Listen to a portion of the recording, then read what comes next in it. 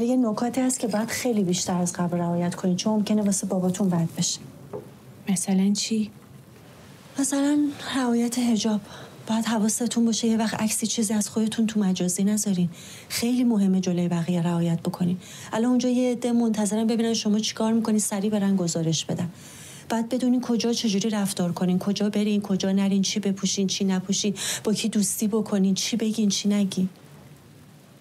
من فیلم‌های زیادی ساختم که زیر فشار سانسور و به صورت زیرزمینی بوده. بخش بزرگی از کارنامه کاری من مربوط به فیلم‌های زیرزمینیه، ولی این فیلم سخت‌ترین کاری بود که کردم و سخت‌ترین قسمتش انتخاب درست بازیگرا بود، جوری که پروژه به خطر نیفته. واقعا سخت‌ترین قسمت این بود، برای اینکه قبل از اینکه ما با کسی صحبت کنیم باید بتونیم درک کنیم که بینشش راجع به سانسور، راجع به فیلم‌های زیرزمینی، فیلم‌هایی که خیلی مخفیانه ساخته میشه و اگه حین کار دستگیر بشیم میتونه عواقب سنگینی داشته باشه، باید میفهمیدیم اونا راجع به این چیزا چی فکر میکنن.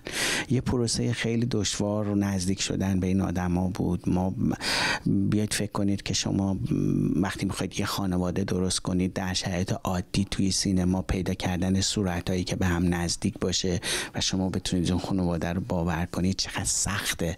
بعد تازه اونجا میرسید به یه چیزی که کلی از گزینه‌هاتون حذف میشه و باید بگردید پیدا کنید ببینید. این فرایند خیلی پیچیده و واقعا فرسایشی بود. باید آدمایی رو پیدا کنیم، چه در حوزه کار فنی، چه در حوزه کار بازیگری یا بقیه قسمت‌ها که واقعا بخوان با من هم هدف باشن، هم فکر باشن و بخوان یه داستانی رو بیرون سانسور تعریف بکنن. این خیلی مهم بود. از اون گذشته زنای خیلی شجاعی که واقعا بدون حجاب میخواستن بیان جلوی دوربین و یه تابوی خیلی بزرگی که برای سالها سایش رو سینمای ایران بود رو بشکنن. بنابراین فکر میکنم که این شاید یه معجزه بود که همه چیز درست اتفاق افتاد. من همیشه فکر میکردم این فیلم متوقف میشه، همیشه فکر میکردم که به احتمال خیلی زیاد ما دستگیر میشیم، ولی نمیدونم، هنوزم نمیدونم چجوری این اتفاق افتاد و ما تونستیم یه جوری اون وسط ها حرکت کنیم. از خیلی چیزا من گذشتم و واقعا وقتی فیلم رو میبینم قلبم درد میگیره که من میخواستم این لحظه رو یه جور دیگه، دوست داشتم یه جور دیگه بگیرم و اون لحظه مجبور بودم با یه جور خلاقیت، با یه جور کنار اومدن با موقعیت بالاخره یه دکوپاژی رو انتخاب کنم که روایت رو جلو ببرم.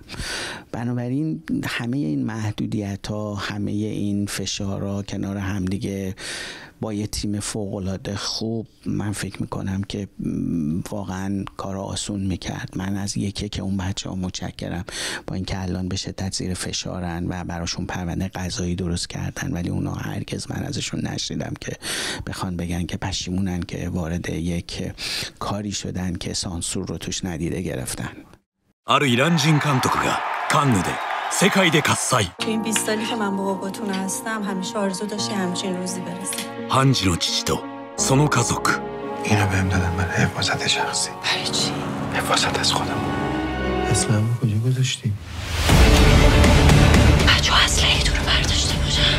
映画制作で有罪、母国を追われた監督が放つ衝撃の問題作、聖なるイチジクの種。